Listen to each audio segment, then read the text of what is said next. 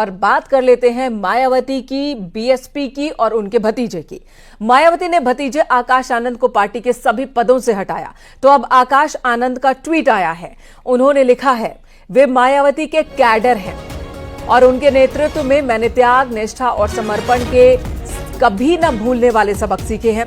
ये सब मेरे लिए केवल एक विचार नहीं बल्कि जीवन का उद्देश्य है। मायावती का हर फैसला मेरे लिए पत्थर की लकीर के समान है। मैं उनके हर फैसले का सम्मान करता हूं, उस फैसले के साथ खड़ा हूं। एक लंबी चौड़ी चिट्ठी की तरह ही लेख लिख दिया है आकाश आनंद ने और अपनी स्थिति स्पष्ट की है। तो पहली प्रतिक्रिया आकाश आनंद की आई है, उनसे तमाम अधिकार छीन लिए जाने के बाद। कल मायावती ने आकाश आनंद को सभी पदों से मुक्त कर दिया था और उसी पर अब आकाश आनंद की ये प्रतिक्रिया आई है।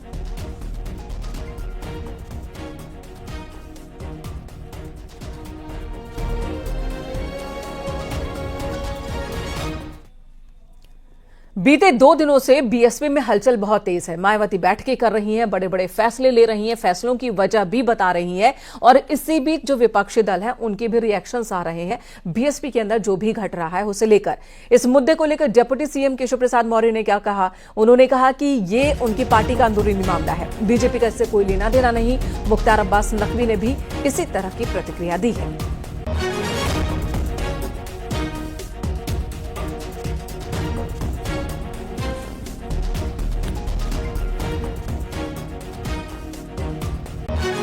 हम लोग कर रहे हैं, सरकार को जो करना चाहिए हम लोग कर रहे हैं। बसपा क्या कर रही है, सपा क्या कर रही है, कांग्रेस क्या कर रही है, इससे भाजपा का कोई लेना देना।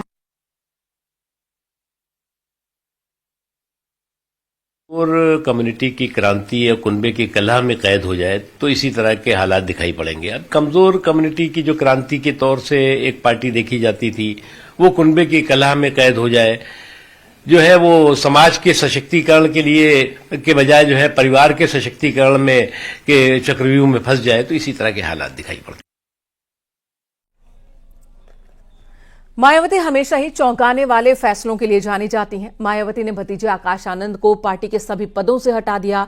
उन्होंने अपने भाई आनंद कुमार को नेशनल कोऑर्डिनेटर बनाया। वहीं आकाश आनंद अब बीएसपी में किसी पद पर नहीं है, लेकिन एक कार्यकर्ता के तौर पर, कैडर के तौर पर काम करते रहेंगे।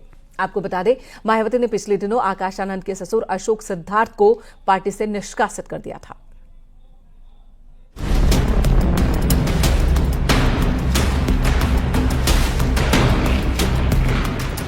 मायावती ने अहम बैठक की जिसमें कई बड़े फैसले लिए हैं। एक बार फिर मायावती ने अपने फैसलों से चौंकाते हुए अपने भतीजे आकाश आनंद को उनके पद से हटा दिया है। अचानक और चौंकाने वाले फैसलों के लिए मशहूर मायावती ने एक और ऐसा ही फैसला लिया है। उन्होंने अपने सगे भतीजे को न सिर्फ नेशनल कोऑर्डिनेटर पद से हटाया है, बल्कि इससे पहले उन्होंने उत्तराधिकारी पद से भी उनको हटाया था। अब उन्होंने अपना यकीन अपने सगे भाई आनंद कुमार पर जाहिर किया है। देखने वाली बात होगी पार्टी के लिए ये फैसला कितना ज्यादा फायदेमंद होगा। वहीं इस बार मायावती ने अपने भतीजे की जगह अपने भाई पर भरोसा जताया है। मायावती ने अपने भतीजे आकाश आनंद को नेशनल कोऑर्डिनेटर के साथ ही सभी पदों से हटा दिया है। वहीं भाई आनंद कुमार को नेशनल कोऑर्डिनेटर की जिम्मेदारी सौंपी है।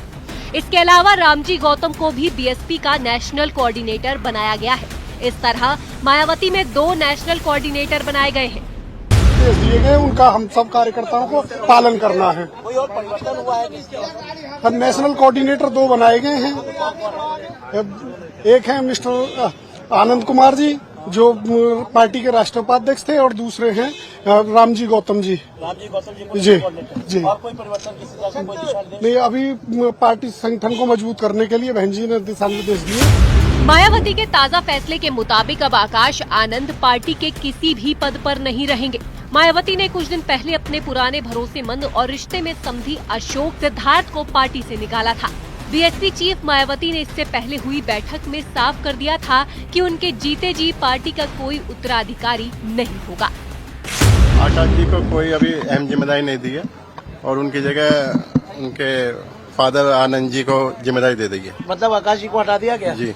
2027 का क्या कोई रणनीति बनाई? नहीं, अभी तो संगठन दुरुस्त करने की बात कही गई है और संगठन में जो माननीय बहन जी ने हमें जो बहन जी ने आदेश दिया उस पर हम काम जाके करेंगे। लखनऊ में मायावती की अध्यक्षता में बीएसपी की अब तक की सबसे बड़ी बैठक हुई। बैठक में यूपी, उत्तराखंड समेत कई राज्यों के प्रदेश अध्यक्ष मौजूद रहे। मायावती ने मंच पर एक बार फिर से अपनी इस बात को दोहराया कि पार्टी को कैसे मजबूत किया जाए। बीएसपी के सामने पूरे देश में नहीं बल्कि यूपी में भी करो और मरो जैसी स्थिति आ गई है। पार्टी के वोट का ग्राफ लगातार गिर रहा है। यूपी में साल 2027 में विधानसभा चुनाव भी है। ऐसे में अब बीएसपी के सामने जिम्मेदारी ज्यादा बड़ी हो जाती है। जहाँ तक मैं समझता हूँ कि जो उनका अपना समाज है या उनका अपना वोटर वो कहीं ना कहीं जो है उनसे खिसक करके आज समाजवादी पार्टी की तरफ बड़ी आस और उम्मीद भरी नजरों से देख रहा है। हालांकि मायावती ने अपने दोनों भतीजे को सियासी तौर से सबके सामने पेश कर दिया है। अब देखने वाली बात ये है कि क्या आकाश आनंद और उनके भाई समेत मायावती का सियासी जादू आगे आने वाले चुनाव में दिखाई देगा। हालांकि आकाश आनंद को लेकर के हर तरफ बात चलने लगी थी। वो नौजवान है और लगातार वो हर जगह पर एक्टिव नजर आ रहे थे। ऐसे में पार्टी को उनसे फायदा नजर आ रहा था, लेकिन पिछले 3 से 4 महीनों के अंदर उन्होंने आकाश आनंद को पूरी तरह से राजनीतिक तौर से पैदल कर दिया है। कैमरा पर्सन मनोज शाही के साथ Alauddin, news 18 Lucknow. Mayawati party president हैं, वो अपनी पार्टी की भलाई के लिए जो चाहे वो फैसला ले सकती हैं, लेकिन जिस तरह से उन्होंने आकाश आनंद को तमाम पदों से हटाया और उसके बाद आकाश आनंद का जो रिएक्शन आया, जो वजहें उन्होंने बताई, तो अब चर्चा हो रही है कि आकाश आनंद से आखिर डर गई हैं क्या मायावती। अगली खबर का रुख कर लेते हैं। बात कांग्रेस की करते हैं, इंडिया गठबंधन की करते हैं। इमरान मसूद ने कुछ ऐसी बात कह दी है कि ऐसा लगता है कि उत्तर प्रदेश में भी अब इंडिया गठबंधन खंड खंड होने वाला है। इमरान मसूद का नए इशारों में अखिलेश यादव पर निशाना साधा। लोकसभा वाला फॉर्मूला आगे नहीं चलेगा, उन्होंने साफ साफ कह दिया। उन्होंने कहा कि 400 सीटों पर कांग्रेस तैयारी कर रही है, कांग्रेस का वजूद खत्म नहीं होने देंगे, गलतफहमी जल्दी ही दूर करेंगे, ये दावे इमरान मसूद के। और साथ ही ये भी कह रहे हैं कि क्षेत्रीय पार्टी चाहती है कांग्रेस खत्म हो जाए, ऐसा नहीं होने देंगे। बदलने की मांग तमाम नेताओं ने की, खासकर तृणमूल ने की, सपा के भी कई नेताओं ने की। यूपी में 2027 में चुनाव होने वाला है। सपा और कांग्रेस का गठबंधन आप किस तरीके से देख रहे हैं?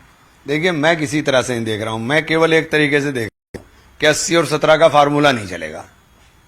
ये 80 और 17 का जो फार्मूला था उत्तर प्रदेश में पार्लियामेंट के अंदर और इंडिया ब्लॉक की मजबूरी के अंदर, अब नहीं चलेगा। ये पक्की बात है। हम अपनी पार्टी को खत्म नहीं करेंगे, हमारा भी तो वजूद है। हमारी पार्टी के अंदर कौन चुनाव लड़ेगा, कौन नहीं चुनाव लड़ेगा, ये हमारा पार्टी नेतृत्व तय करेगा। अगर गठबंधन रहता है तो कांग्रेस कितनी सीटों पे लड़ने की इच्छुक है? क्या आपके पास इतने नेता हैं उत्तर प्रदेश में? हम 400 की 400 सीट पर तैयारी कर रहे हैं। ये गलतफहमी दूर हो जाएगी कि हमारे पास उम्मीदवार नहीं है। हम 400 की 400 सीट पर तैयारी कर रहे हैं और मजबूती से तैयारी कर रहे हैं।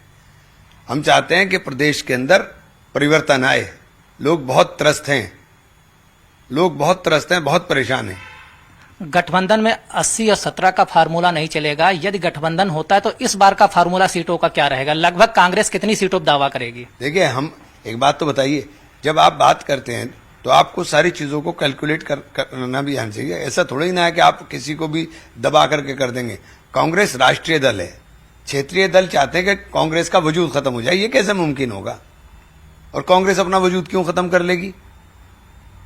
क्या अखिलेश यादव को इंडिया गठबंधन के समन्वयक बनाने की भी चर्चा चल रही, क्योंकि सोशल मीडिया पर चल रहा है सर? देखिए, ये मैं इस हैसियत का नेता नहीं हूँ। अखिलेश जी बड़े आदमी हैं, मेरी हैसियत नहीं है कि मैं उनके बारे में कुछ कहूँ। मैं अपनी पार्टी के लिए कह रहा हूँ, हम अपनी पार्टी के लिए काम कर रहे हैं। हमारा बिल्कुल स्पष्ट है कि हम लोग मजबूती के साथ अपने संगठन स्तर के ऊपर काम कर रहे हैं। हम नीचे जड़ तक मजबूत करने की कोशिश कर रहे हैं कि हम पार्टी को जड़ तक मजबूत करें।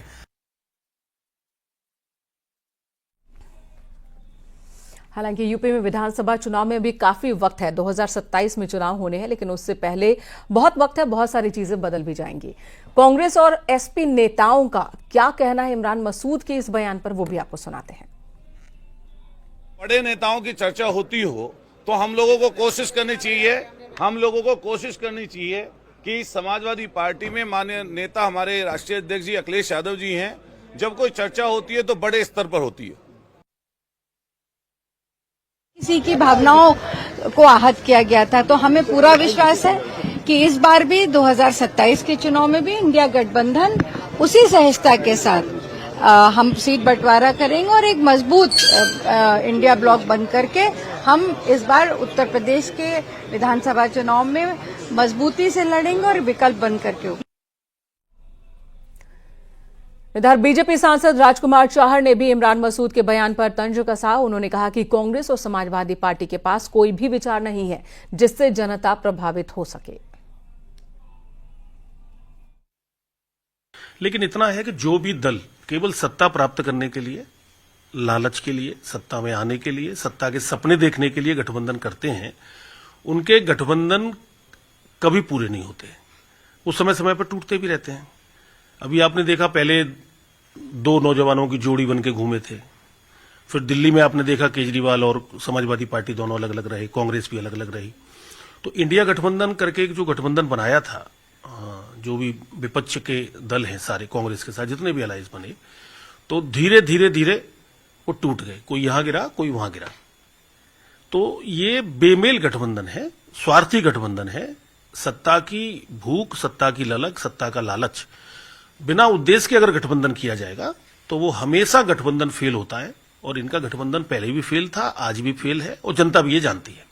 सर, इमरान मसूद तो अखिलेश यादव को चैलेंज दे रहे हैं, कह रहे हैं कि हमारे लिए कहा जाता है हमारे पास उम्मीदवार नहीं है, इस बार हम दिखा देंगे। देखिए, मैं यही कह सकता हूं कि कांग्रेस भी अपनी हैसियत दिखा चुकी है और समाजवादी पार्टी की भी सबको जानकारी है। इमरान मसूद क्या कह रहे हैं, उस पर अखिलेश यादव जी क्या कह रहे हैं, उस पर तो मैं टिप्पणी नहीं करूंगा कोई। लेकिन इतना मैं जरूर कहूंगा कि न कोई विचार कांग्रेस के पास है, न कोई विचार समाजवादी पार्टी के पास है। और अभी भी आपने देखा कि किस प्रकार से उन्होंने सनातन विरोधी जो उनका चेहरा था महाकुंभ के दौरान, 65 करोड़ से अधिक आम जनमानस ने, देश और दुनिया भर के लोगों ने सनातन की आस्था, विश्वास व्यक्त करते हुए संगम में डुबकी लगाई। तो इतना बड़ा आयोजन हुआ, आज तक के इतिहास में कभी नहीं हुआ। उस पर भी टिप्पणी की। अनेक लोग तो संगम में। इधर गुजरात से गिरफ्तार आतंकी अब्दुल रहमान से जुड़ी इस वक्त की बड़ी खबर आ रही है। सुरक्षा एजेंसियों के सूत्रों के हवाले से ये खबर है। राम मंदिर पर आतंकी हमला करवाना चाहती थी आईएसआई। अब्दुल रहमान को इसके लिए आईएसआई ने तैयार किया था। पाकिस्तान आईएसआई के संपर्क में था। गिरफ्तार आतंकी अब्दुल रहमान। राम मंदिर पर हमले की साजिश नाकाम हो गई है। गुजरात से आतंकी अब्दुल रहमान को गिरफ्तार किया गया। अयोध्या के मिल्कीपुर का ही रहने वाला है, जिसे पुलिस ने गिरफ्तार किया है। सुरक्षा एजेंसियों ने गिरफ्तार किया है। इसका नाम है अब्दुल रहमान और इसने पूछताछ के दौरान एक बड़ी बात बताई है। वो बात यह है कि आईएसआई इस फिराक में था कि राम मंदिर को निशाना बनाया जा सके, या अब भी कह सकते हैं कि आईएसआई इस फिराक में है कि अयोध्या के राम मंदिर पर वो अटैक करवा सके। इसे भी इसीलिए चुना गया था, आतंकी अब्दुल रहमान को भी इसीलिए चुना गया था और बाकायदा इसकी ट्रेनिंग हुई थी, इसे ट्रेन किया गया था और राम मंदिर पर आतंकी हमला करवाने चाहती थी आईएसआई। बड़ी जानकारी, बड़ी खबर इस वक्त आ रही है। सूत्रों के हवाले से ये बड़ी खबर है। आतंकी के निशानदेही पर 2 ग्रेनेड भी बरामद किए गए हैं। हमारे सहयोगी इस वक्त फोन लाइन पर मौजूद हैं, आनंद तिवारी। आनंद, इस बारे में और जानकारी दे।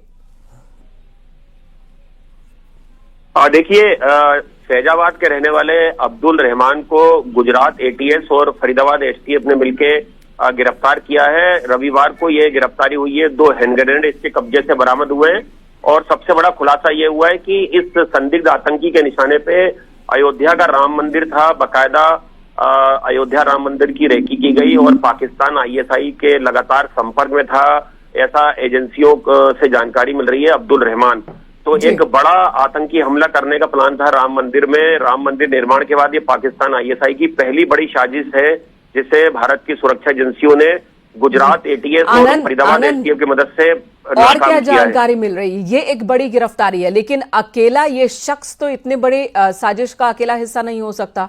कुछ और भी लोग होंगे। गुजरात में कौन इसकी मदद कर रहा था? पाकिस्तान में किसके संपर्क में था? इस बारे में कोई जानकारी मिली है क्या? गुजरात से इसका कोई लिंक नहीं है। मैंने आपको बताया ये फैजाबाद का रहने वाला है। फैजाबाद से ट्रेन पकड़ के ये फरीदाबाद पहुंचा था। गुजरात एटीएस का ये ऑपरेशन है। फरीदाबाद एसटीएफ के साथ मिलके फरीदाबाद में ही एक हैंडलर ने इसे 2 हैंड ग्रेनेड दिए और जिसके बाद उसी दौरान इसे वहां पर दबोच लिया गया। इसकी प्लानिंग थी कि इन हैंड ग्रेनेड को बाकायदा ट्रेन से फैजाबाद अयोध्या ले जाना है और वहां पर इन हैंड ग्रेनेड का इस्तेमाल राम मंदिर में करना है, जिससे कि बड़ी तबाही मचे, धार्मिक उन्माद फैले। तो एक बड़ा खुलासा हुआ है और पाकिस्तान आईएसआई की एक बड़ी साजिश को नाकाम किया भारत की सुरक्षा एजेंसियों ने। आनंद, और क्या जानकारी मिल पाई है? पाकिस्तान में किससे होती थी इसकी बात? कुछ इस बारे में पता चला? इसके साथ और कौन कौन लोग हैं? अभी सेंट्रल एजेंसीज के तमाम अधिकारी इससे पूछताछ कर रहे हैं। अभी शुरुआती जानकारी आई है कि इसके पास से मोबाइल फोन मिले हैं। ये फैजाबाद में एक मटन शॉप चलाता है, पेशे से एक ऑटो ड्राइवर है और कई जमात से भी ये जुड़ा हुआ था। तो ये लगातार धार्मिक आयोजनों में जाता था अपने धर्म के, और वहां पर ये रेडिकलाइज हुआ। इसके बाद ये कुछ लोगों के जरिए पाकिस्तान आईएसआई के संपर्क में आया। वहां से इसे लगातार डायरेक्शन मिल रहे थे कि किस तरह से पहले राम मंदिर की रेकी करना है। इसके बाद इसे एक हैंडलर की जानकारी दी गई, जो हैंडलर इसे फरीदाबाद में ये हैंड ग्रेनेड देने के लिए पहुंचा था।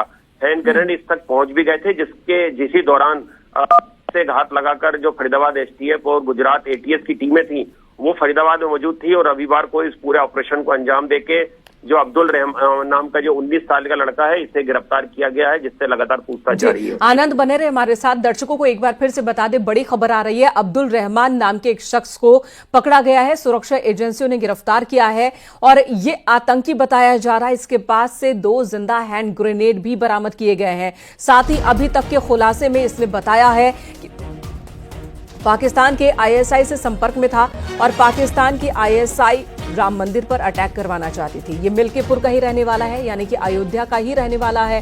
फैजाबाद में मटन शॉप चलाता था और इसी बीच ये आतंकी संगठन के कांटेक्ट में आया और इसे ट्रेन किया गया राम मंदिर पर अटैक करने के लिए और इसके तक बॉम्ब भी पहुंचाया गया, हैंड ग्रेनेड, जो कि इस वक्त सुरक्षा एजेंसियों के कब्जे में है। आनंद से और जानकारी लेंगे और आपको आगे भी जानकारी देते रहेंगे। आनंद, एक और सवाल है कि इस शख्स की गिरफ्तारी तो हो गई है, चलिए आगे भी आपको इस बारे में और जानकारी देते रहेंगे, लेकिन इस वक्त की बड़ी खबर है, साजिश नाकाम कर दिया गया। एक बड़ी कामयाबी भी आप इसे कह सकते हैं अब्दुल की गिरफ्तारी को। इधर रोहित शर्मा की फिटनेस पर सवाल उठाने वाली कांग्रेस नेता शमा मोहम्मद ने सोशल मीडिया एक्स से अपना वो पोस्ट हटा लिया है। खबर है कि कांग्रेस के नेता और पार्टी के निर्देश पर शमा ने ये पोस्ट हटाया। दरअसल शमा मोहम्मद ने रोहित शर्मा की फिटनेस पर सवाल उठाए थे और रोहित को बेअसर या अप्रभावी कप्तान बताया था कि अब तक का सबसे अप्रभावी कप्तान है रोहित शर्मा।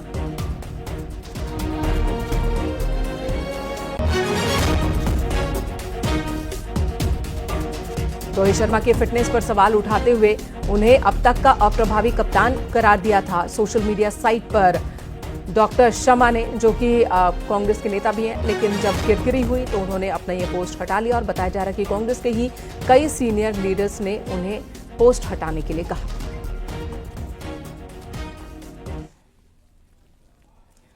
रोहित शर्मा पर शमा मोहम्मद की टिप्पणी पर बीसीसीआई ने तीखी प्रतिक्रिया दी है। कांग्रेस प्रवक्ता के बयान पर प्रतिक्रिया देते हुए उन्होंने लिखा कि ये अपमानजनक बयान है और इस तरह की बयानबाजी नहीं होनी चाहिए।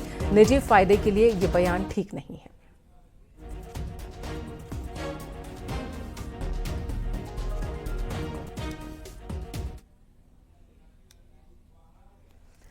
कांग्रेस नेता डॉक्टर शमा मोहम्मद ने टीम इंडिया के कप्तान पर सवाल उठाए तो बीजेपी ने राहुल गांधी पर सवाल उठा दिया। बीजेपी नेता शहजाद पूनावाला ने कहा कि राहुल गांधी चुनाव में लगातार खराब प्रदर्शन कर रहे हैं, लेकिन उनके बारे में कांग्रेस के नेता खामोशी रहते हैं। शर्मा जी की कैप्टेंसी पर और ट्रैक रिकॉर्ड पर वो सवाल उठा रहे हैं जो राहुल गांधी की कैप्टेंसी में 90 चुनाव आ रहे हैं, जिनकी कैप्टेंसी में उनको दिल्ली में 6 बार डक मिला है। अपने डक को संभालो, अपने कैप्टन को संभालो। वहां पर तो देखने की कोई स्थिति नहीं है कि कितना इंप्रेसिव है या अनइम्प्रेसिव है। और जिन व्यक्ति के नीचे हम लोगों ने 140 में से 100 मैच जीते हैं, जिनकी कैप्टेंसी के तहत हमने T20 वर्ल्ड कप जीता है, वो अनइम्प्रेसिव है।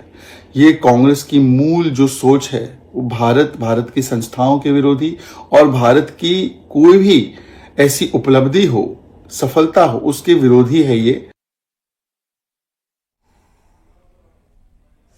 और बीजेपी से जुड़ी बड़ी खबर है। मार्च के महीने में, यानी कि जिस महीने की शुरुआत हुई है, इसी महीने में बीजेपी, उत्तर प्रदेश की बीजेपी में कई बड़े बदलाव हो सकते हैं। मार्च का महीना यूपी बीजेपी के लिए काफी अहम है। होली के बाद यूपी बीजेपी संगठन में जिले से लेकर प्रदेश तक के स्तर पर बहुत सारे बदलाव होने वाले हैं। बीजेपी का पुनर्गठन हो जाएगा, इससे कहा जा रहा है। वहीं योगी मंत्रिमंडल का विस्तार भी तय माना जा रहा है।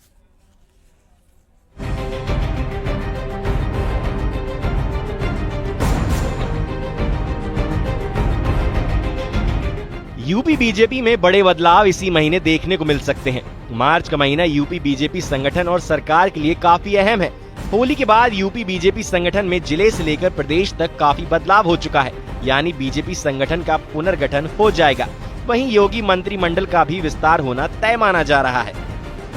यह मार्च का महीना भारतीय जनता पार्टी संगठन और योगी सरकार के लिए काफी महत्वपूर्ण है। दरअसल भारतीय जनता पार्टी के संगठन में मार्च के महीने में संगठन का जो पुनर्गठन का दौर है वो पूरा हो जाएगा, यानी कि कई नए चेहरे भारतीय जनता पार्टी के संगठन में तैनात हो जाएंगे। ये कहा जाए कि भारतीय जनता पार्टी का संगठन इस मार्च के महीने में पूरी तरीके से नया होगा। यूपी बीजेपी पंचायत चुनावों और साल 2027 के विधानसभा चुनावों की तैयारियों में जुटी हुई है। इसके लिए यूपी में कार्यकर्ताओं के समायोजन, मंत्रिमंडल विस्तार समेत बड़े स्तर पर समायोजन का प्लान किए जा रहे हैं। चुनाव हो या संगठन का गठन हो, बूथ अध्यक्ष से लेके पार्लियामेंट्री बोर्ड तक इसमें इन्वॉल्व होता है और तमाम जो प्रक्रिया है, तमाम जो चरण है उसको पूरा किया जाता है। और निश्चित रूप से इस मंथन से जो निकलेगा एक यशस्वी नेतृत्व प्रदेश का निकलेगा और जो 27 में उत्तर प्रदेश में भारतीय जनता पार्टी की प्रचंड जीत हो, इसके लिए काम करेगा। योगी मंत्रिमंडल में जहां 6 मंत्री और बनाए जा सकते हैं, वहीं मंत्रिमंडल में 15 से ज्यादा मंत्रियों के विभाग में फेरबदल हो सकता है। 3 से ज्यादा चेहरे मंत्रिमंडल से बाहर हो सकते हैं। वहीं समाजवादी पार्टी ने बीजेपी की नीतियों पर सवाल उठाए हैं। 8 साल से इनकी सरकार उत्तर प्रदेश में, इन्होंने इस चीज़ को मान लिया कि जो इनके मंत्री हैं, जो देख रहे हैं, विभाग देख रहे हैं, वो अपने विभाग में परिपक्व नहीं है और जनता को जो है अपने विभाग से जो देना चाहिए उस हिसाब से अपने जनता को खुश नहीं कर पा रहे हैं। तो जाहिर सी बात है कि इनके खुद के मंत्रिमंडल ने या इनके मुख्यमंत्री जी ने उस पर जो है फर्स्ट लगाने का काम किया। अब देखिए कब किसको हटाते हैं, किसको नए सिरे से नई जिम्मेदारी देते हैं, किसको संगठन की जिम्मेदारी देते हैं, ये तो आने वाला समय बताएगा। बीजेपी 12,000 कार्यकर्ताओं का समायोजन करेगी। बोर्ड, निगम, आयोग और निकायों के पार्षदों में कार्यकर्ताओं की तैनाती करेगी। बीजेपी संगठन में कार्यकर्ताओं के बड़े स्तर पर समायोजन की तैयारी है। होली के बाद यह सभी समायोजन और फेरबदल कर लिए जाएंगे। जातीय क्षेत्रीय समीकरणों को भी भारतीय जनता पार्टी देखेगी। वहीं इस मार्च के महीने में भारतीय जनता पार्टी का नया संगठन और योगी सरकार के मंत्रिमंडल के विस्तार भी पूरा हो जाएगा। कैमरामैन मनोज शाही के साथ संकेत मिश्रा, न्यूज़ 18 लखनऊ। प्रधानमंत्री नरेंद्र मोदी आज विश्व वन्यजीव दिवस के मौके पर गुजरात के जूनागढ़ के गिर नेशनल पार्क पहुंचे। इस दौरान पीएम मोदी ने जंगल सफारी का आनंद लिया। पीएम मोदी ने कई जानवरों की फोटोज भी ली हैं। प्रधानमंत्री ने कई शेरों की तस्वीरें अपने कैमरे में रिकॉर्ड की। गिर नेशनल पार्क दुनिया भर में एशियाई शेरों की जीवित आबादी का अंतिम निवास स्थान है। इनके अलावा यहाँ हिरण, नीलगाय, सांभर, चीतल, बारहसिंघा और चिंकारा समेत पक्षियों की 300 से ज्यादा प्रजातियां भी देखने को मिलती हैं।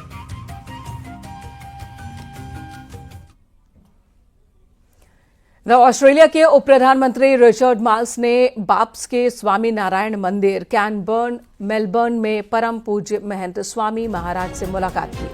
इस मुलाकात के दौरान ऑस्ट्रेलिया और भारत के बीच सांस्कृतिक और आध्यात्मिक संबंधों को और मजबूत करने पर फोकस रहा।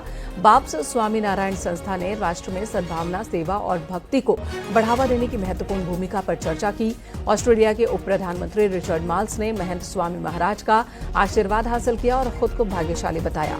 मेलबर्न मंदिर को लेकर उन्होंने कहा कि हम मेलबर्न में बने मंदिर का स्वागत करते हैं और इसके लिए उत्साहित भी हैं।